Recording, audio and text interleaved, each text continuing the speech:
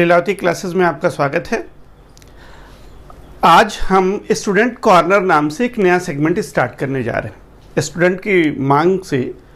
और ये student corner जो होगा वो स्टूडेंट की प्रॉब्लम से रिलेटेड होगा। We want to sort out the problems of the student during preparation, during exam, during study. तो अपने 16 सालों के अध्ययन अध्यापन कैरियर के दौरान मैंने पाया कि ढेर सारे विद्यार्थी होते हैं जो परीक्षा की तैयारी के दौरान या फिर स्टडी प्रिपरेशन के दौरान या फिर एग्जाम प्रिपरेशन के दौरान तनावग्रस्त हो जाते हैं, टेंशन में आ जाते हैं। तो बच्चों ने मांग की, तो ये हमारा एक स्टूडेंट कॉर्नर जो है वो स्टूडेंट के साइकोलॉजिकल प्रॉब्लम से रिलेटेड है, साथ साथ मोटिवेशन से भी रिलेटेड है। हम आपको अभिप्रेरित करेंगे, मोटिवेट करेंगे ताकि आप अपने टारगेट को ईजिली अचीव करें। साथ साथ हम आपके जीवन में होने वाली समस्याओं पर भी डिस्कस करेंगे और एक्सपीरियंस शेयर करेंगे। आप रिलैक्स फील करेंगे और साथ साथ ये आपके कैरियर अपॉर्चुनिटी को सक्सेस में कन्वर्ट करने के लिए मदद करेगा।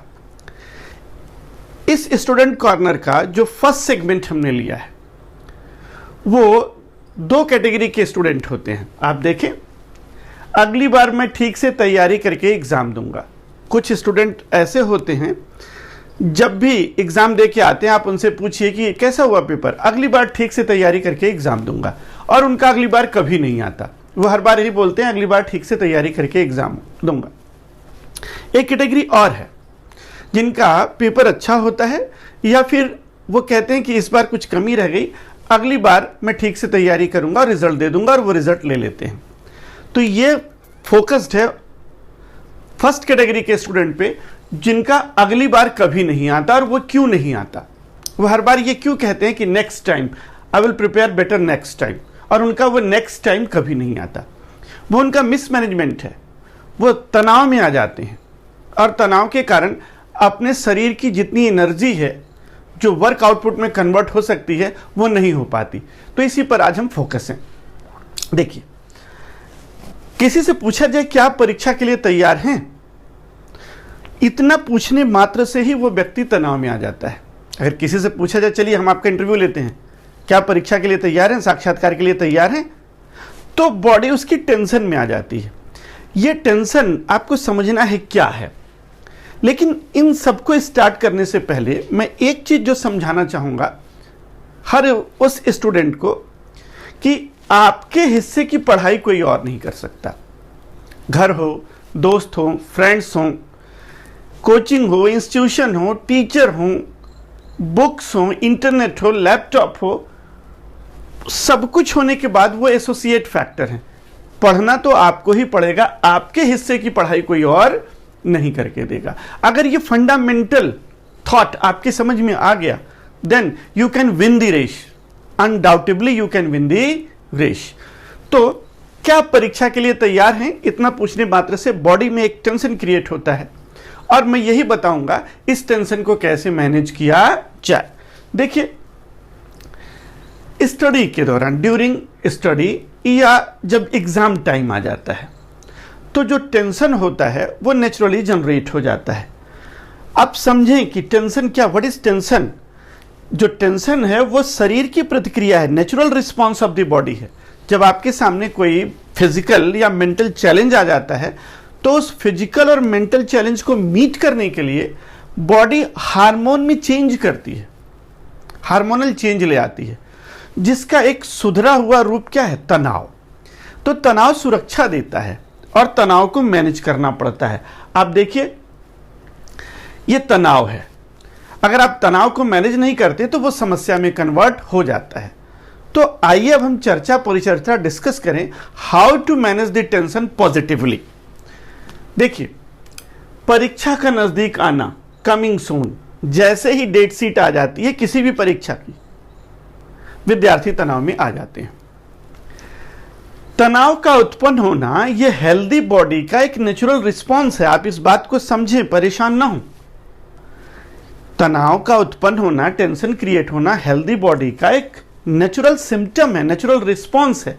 बस आपको क्या करना है, what you have to do, you have to manage this tension positively. So how it will be, ये कैसे होगा, किस तरीके से आप तनाव को पॉजिटिवली मैनेज करेंगे, इसके बारे में चर्चा होती है। फिर मैं कह रहा हूं, you have to understand that tension of exam, tension of preparation, tension of study is a natural response of the body. ये शरीर की स्वाभाविक प्रक्रिया है। इसको कैसे समझें? जैसे कोई युद्ध होने को हो तो हर सैनिक ज्यादा एक्टिव हो जाता है। सैनिक को जब वार टेंशन क्रिएट होती है वो तो ज्यादा एक्टिव हो जाता है और उससे वो पॉजिटिवली मेंटेन कर लेता है और युद्ध जीत जाता है। युद्ध के समय आप ये नहीं कह सकते कि कोई भी सैनिक तनाव में नहीं है, वो पॉजिटिव टेंशन को लेता है। तो जब परीक्षा आती है तो आप भी एक सैनिक की तरह क्या एग्जाम टेंशन में आ जाते हैं। सैनिक वार टेंशन में होता है और आप एग्जाम टेंशन में होते हो, बस यही अंतर है। टेंशन तो होगा, जब बॉडी के सामने कोई फिजिकल या मेंटल चैलेंज आएगी तो टेंशन तो होगा। तो you have to manage this positively. शरीर उस तनाव को समाप्त कर रिलैक्स पोजीशन में आना चाहता है, इसीलिए वो आपको एक्स्ट्रा एनर्जी देता है, अतिरिक्त ऊर्जा देता है। आप देखिए, और आप डीप ब्रीदिंग, इसका मतलब आप उसे पॉजिटिवली क्या करें, मैनेज करें। देन आफ्टर हमको ये समझना होगा कि हमारा शरीर और मन एक साथ जुड़ा हुआ है। बॉडी मन को प्रभावित करती है और मन बॉडी को प्रभावित करता है। जैसे आप किसी अच्छी जगह पर जाते हैं, बीच पे जाते हैं, आप नेचुरल प्लेस पे जाते हैं, गार्डन में जाते हैं, तो मन खुश हो जाता है तो शरीर प्रसन्न हो जाती है। उसी तरह से जब शरीर में आप सकारात्मक ऊर्जा भरते हैं, उत्साह की बातें होती हैं, आप एक्सरसाइज करते हैं तो आपका मन प्रसन्न हो जाता है। तो मन और शरीर इंटीग्रल है, दोनों को मैनेज करना है। The student should manage both the body and the mental status. दोनों, शरीर और मन की एक दूसरे पे प्रतिक्रिया होती है। जब हम एक्सरसाइज करते हैं तो हार्मोन, स्ट्रेस हार्मोन कम होते हैं और पॉजिटिव हार्मोन्स आते हैं, हमें प्रसन्नता मिलती है। या जब हम भीतर से प्रसन्न होते हैं तो शरीर थका हुआ नहीं महसूस करता। ये दोनों एक दूसरे को प्रोपोर्शनेटली अफेक्ट करते हैं।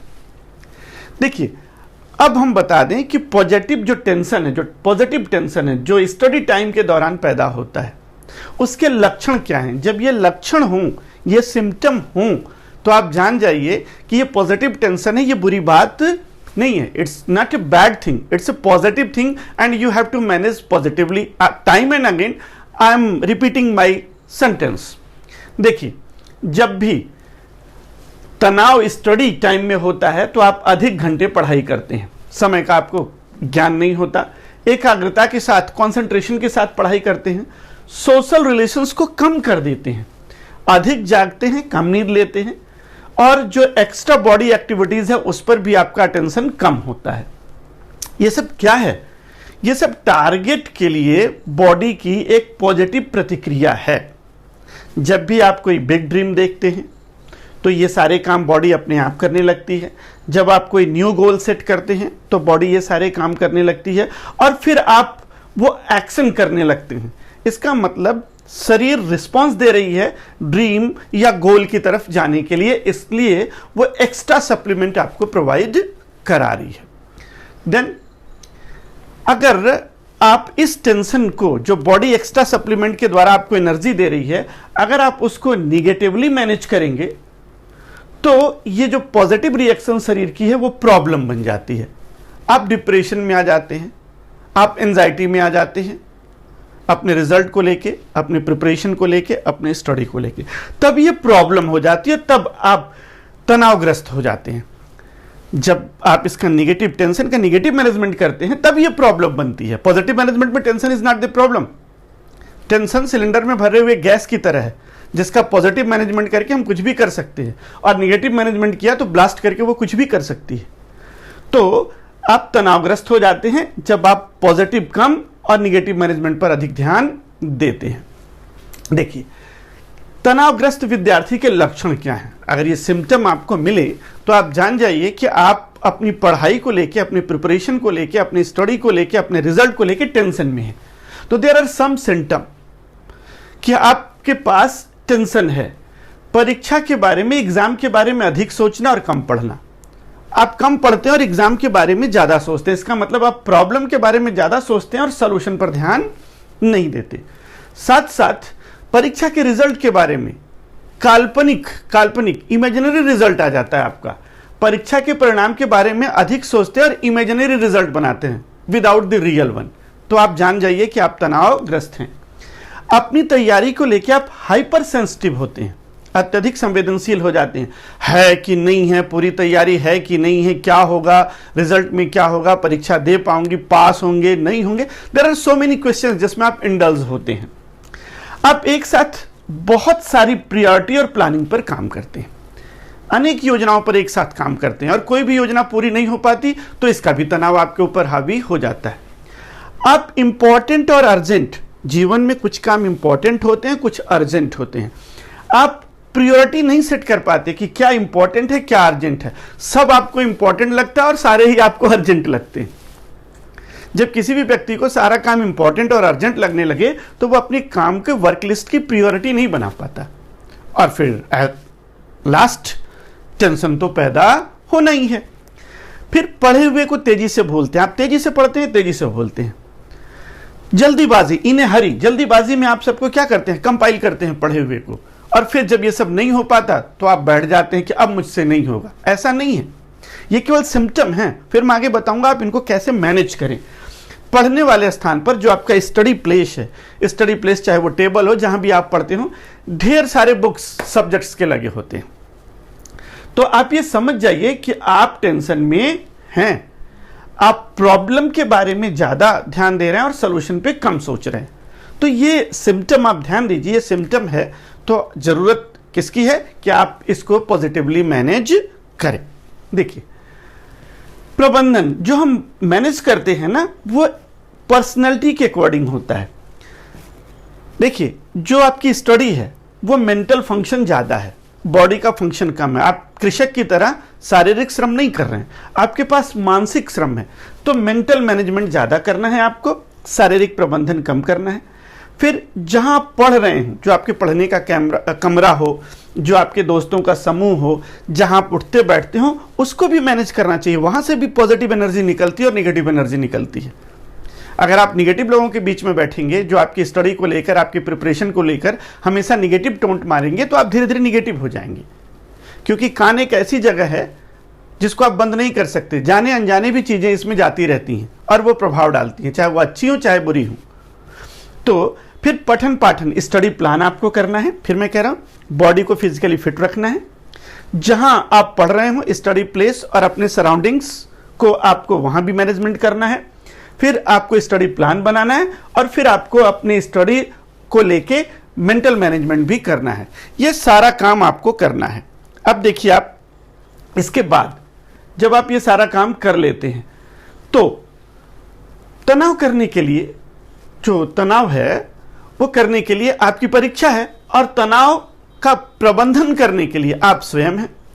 तो तनाव को कम करने के लिए ये बॉडी को कैसे मैनेज किया जाए, एज यूजुअल आप देखेंगे कई तरीके हैं तनाव को कम करने के लिए। पहला, नियमित व्यायाम।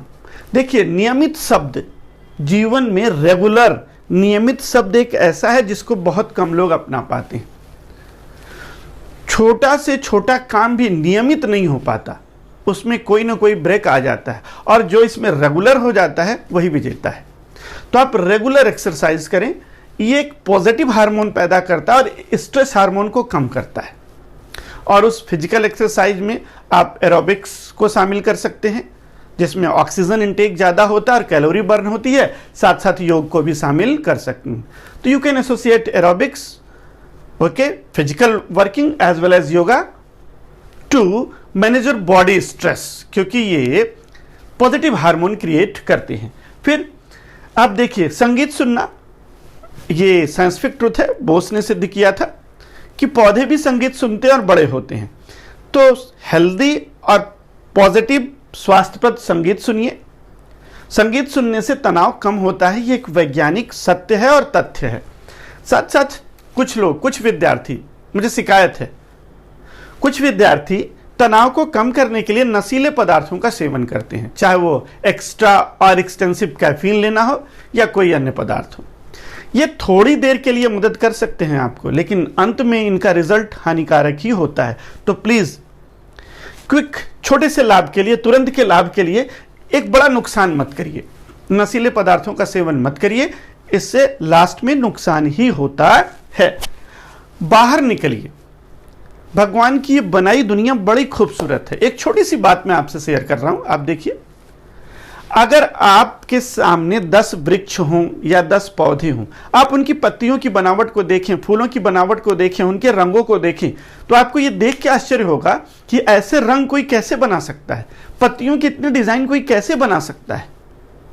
तो उसी तरह से nature is full of Joy. प्रकृति में सुंदरता, खूबसूरती, प्रसन्नता भरी हुई है। आप उसे देखिए, देखने के लिए माइक्रो अप्रोच ले आइए, तो आप देखेंगे आपका तनाव कम होगा। इसलिए डॉक्टर भी कहता है जगह बदलिए, पहाड़ों पर जाइए, नदियों पर जाइए, जहां तनाव की जगह उसे छोड़िए, तो नेचर, बाहर निकलिए और नेचर के साथ समय बिताइए। एक बहुत बड़ा चित्रकार आपको बड़े कैनवास पे बहुत सारे चित्र दिखाने के लिए तैयार है, जिसका नाम है नेचर। देन आफ्टर हम बात कर रहे हैं अपनी प्रॉब्लम को मैनेज करने के लिए सेल्फ असिस्टेंस। आप स्वयं अपनी मदद कर सकते हैं।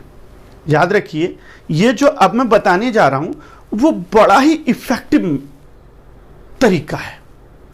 अगर आप लड़ना चाहते हो और चाहते हो आप अपनी लड़ाई स्वयं लड़ें, you have to fight your war और बैटल बाय योर ओन, तो आप अपने से, अपनी समस्याओं से निकल सकते हैं केवल कुछ तथ्यों पर। Some of the facts are here and you have to take care of that. आप उनका ध्यान रखें। एक छोटा सा उदाहरण बताता हूं। अश्वत्थामा को भी द्रोणाचार्य ने सिखाया, अर्जुन को भी द्रोणाचार्य ने सिखाया, और सारे राज परिवार के जितने लोग थे, कौरव पांडव, सबको द्रोणाचार्य ने अस्त्र शस्त्र चलाना सिखाया। एकलव्य को वो सुविधा उत्पन्न नहीं मिली, एकलव्य को वो सुविधा नहीं मिली, तो एकलव्य ने अपनी समस्याओं से निकलने के लिए स्वयं ही समाधान खोजा और काल्पनिक गुरु का निर्माण किया, इमेजिनरी द्रोणाचार्य बनाया और सर्वश्रेष्ठ धनुर्धर से आगे निकल गया। कहानी आपको पता ही है, कोई नई कहानी तो है नहीं। तो एकलव्य स्वयं अपनी समस्याओं से निकलना चाहा। उसके पास न संसाधन थे, न साधन थे, न मार्गदर्शन था, लेकिन अपनी समस्या से निकलने की प्रबल इच्छा शक्ति थी, एक विल पावर जो था, इच्छा शक्ति। तो उसी की बात मैं कर रहा हूं। आप स्वयं ही अपनी समस्या से निकल सकते हैं। कैसे? अपनी स्टडी रिलेटेड प्रॉब्लम को, अपने रिजल्ट एग्जाम रिलेटेड प्रॉब्लम को पहले लिखिए, ईमानदारी से लिखिए कि प्रॉब्लम क्या है, रियल प्रॉब्लम क्या है, और फिर देखिए कि उस प्रॉब्लम को दूर करने के लिए आपके पास प्रोबेबल सॉल्यूशंस क्या हैं, संभावित विकल्प क्या हैं। तो आप देखेंगे कि विकल्प भी, रास्ता भी आप ही बता रहे हैं, समस्या भी आप ही लिख रहे हैं, और आपको लग रहा है कि मेरे लिए better path, better solution, better route ये है। तो जो रूट आप खुद अपने लिए बताएंगे वो आपके लिए सबसे बेहतर है। बस जरूरत क्या है कि जब आप प्रॉब्लम को एनालाइज करें ना, तो पूरी ईमानदारी से, कुछ तथ्य ना छुपाएं, अपने से। तेरा मन दर्पण कहलाए। आपका मन आपकी समस्याओं को जानता है, तो आप पूरी ईमानदारी और तटस्थता के साथ समस्याओं को एनालाइज करें। अगर आप इस एस्पेक्ट में कमी करेंगे तो सॉल्यूशन भी फेक होगा, नकली होगा। इसलिए पूरे ऑनेस्टी के साथ, पूरे न्यूट्रलिटी के साथ आप अपनी प्रॉब्लम को लिखें, उसे एनालाइज करें और खुद से पूछें कि यार इस समस्या में मैं क्या कर सकता हूं, तो वो आपका अपना रिजल्ट होगा। याद रहे, अपनी समस्याओं का सबसे बेहतरीन solution, only you know the best solution of your problem, other can help you to get rid of that. दूसरे केवल मदद कर सकते हैं। और साथ साथ हमेशा की तरह एक अमर वाक्य, एक एलक्जीर, एक अमृत, हंसने का बहाना ढूंढें। जो आदमी हंसने का बहाना ढूंढ लेता है, अक्सर हम दूसरों पर हंसते हैं, तो दूसरों पर ना हंसें, हंसने वाली परिस्थितियां पैदा करें, और कभी कभी आप अपनी गलतियों पर भी हंसें।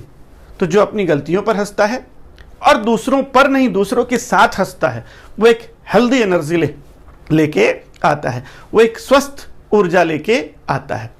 उसके बाद हम आते हैं स्टडी प्लान। देखिए, किसी भी काम को, अब ये कहावत तो सबने सुनी होगी, उसे मैं फिर यहां मौका पाके दोहरा देता हूं क्योंकि ये मौका समस्या का है। अच्छी योजना मतलब आधा कार्य संपादित हो जाना। Better plan half work done, सबने सुना होगा, better plan half work done. अगर आप अच्छा नियोजन कर लेते हैं, अच्छी योजना कर लेते हैं, तो आधी सफलता आपको मिल गई, आधा काम आपका हो गया। तो किसी भी परीक्षा की तैयारी से पहले उससे संबंधित सिलेबस को आप स्टडी करें। विद्यार्थी यही गलती करते हैं, प्रिपरेशन तैयार कर देते हैं और उनसे पूछिए कि सिलेबस क्या है, उनको नहीं पता। पैटर्न ऑफ एग्जाम क्या है, उनको नहीं पता। कितने पेपर होते हैं, उनको नहीं पता। तो जब आपको रास्ता ही नहीं पता और आप बस में बैठे हुए हैं और कंडक्टर पूछ रहा है टिकट कहां जाना है, आप बोले बस जाना है, नहीं। आप सबसे पहले सिलेबस, जिस भी परीक्षा की तैयारी कर रहे हो, चाहे वो एकेडमिक हो चाहे वो एम्प्लॉयमेंट ओरिएंटेड हो, उसके सिलेबस को आप देखें और फिर उसमें अपने प्रिफर्ड टॉपिक को, हर किसी का कोई ना कोई प्रिफर्ड टॉपिक होता है, प्रिफर्ड टॉपिक से शुरुआत करिए, क्योंकि आसानी से शुरुआत करना ज़्यादा अच्छा होता है। तो आप सिलेबस को एनालाइज करिए और अपने प्रिफर्ड टॉपिक से अपनी प्रिपरेशन, अपना स्टडी स्टार्ट करिए। फिर जो इंपॉर्टेंट चैप्टर हों उनको मार्क करें, क्योंकि वो कंपलसरी है, उन्हें पढ़ना ही है। इंपॉर्टेंट चैप्टर जिनका वेट ज़्यादा हो, महत्वपूर्ण चैप्टर को मार्क करें और उनकी तैयारी के लिए नियमित समय दें। रेगुलर आपको इसे रिवाइज करना पड़ेगा। क्लासरूम में जब आप हों तो शिक्षक से जो भी आपकी समझ में ना आ रहा हो, पूछने से कभी ना हिचके और ये ना सोचे कि लोग आपके बारे में क्या सोचेंगे, क्या राय बनाएंगे। देखिए, एक अंतिम बात आती है, एक सफल विद्यार्थी वो है जो दूसरे के अनुभवों से लाभ उठाना जानता है।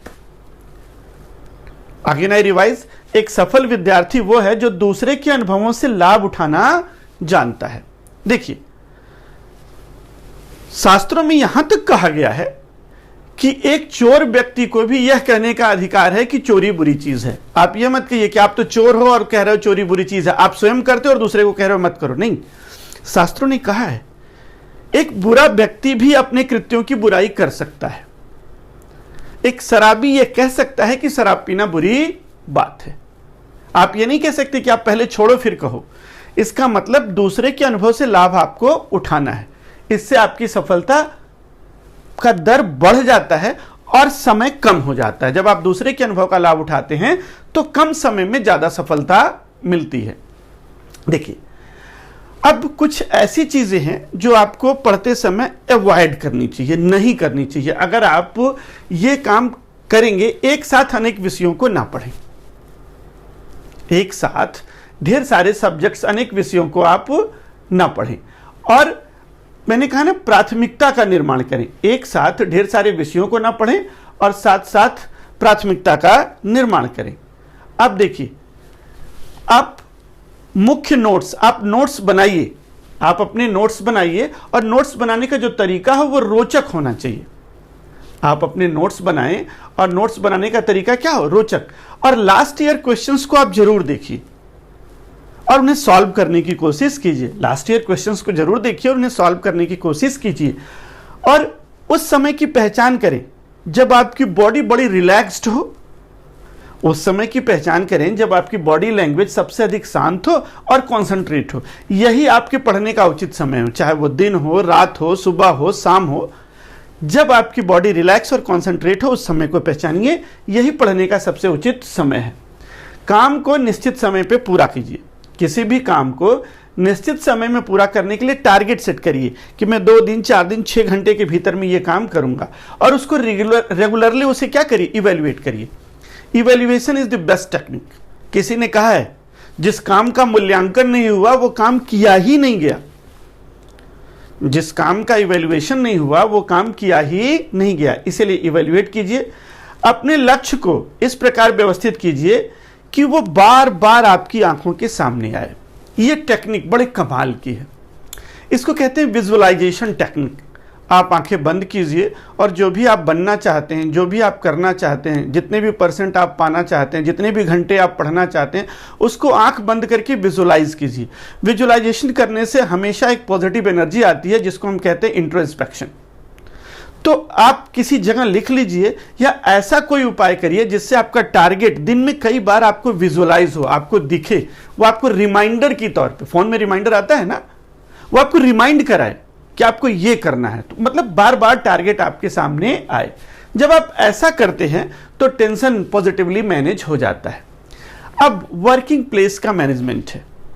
जहां भी आप स्टडी प्लेस जब आपका है वो मैनेजमेंट आपको करना है। देखिए, पेड़ की जड़ में पानी दीजिए, पत्तों में पानी देंगे तो वो कभी भी हरा भरा नहीं होगा। यस, आप भी जानते हैं। इसका मतलब ग्रास रूट लेवल पे जो पढ़ने के लिए ग्रास रूट लेवल की जो रिक्वायरमेंट्स मैंने बताई, उन रिक्वायरमेंट्स को आप पूरा करिए। अगर आप 10 दिन 15 दिन परीक्षा से पहले पढ़ते हैं, 1 महीने पहले पढ़ते हैं, तो वो क्या है, पत्ते में पानी देने के बराबर है। Be regular because you know your target, one day or other the target will be there, so be regular. और जितना डिजायर्ड टाइम है उतना डिजायर्ड टाइम दीजिए। फंडामेंटल स्ट्रक्चर, बेसिक नींव तैयार करिए, फिर आपका ये सफलता रूपी पेड़ क्या हो जाएगा, बड़ा हो जाएगा।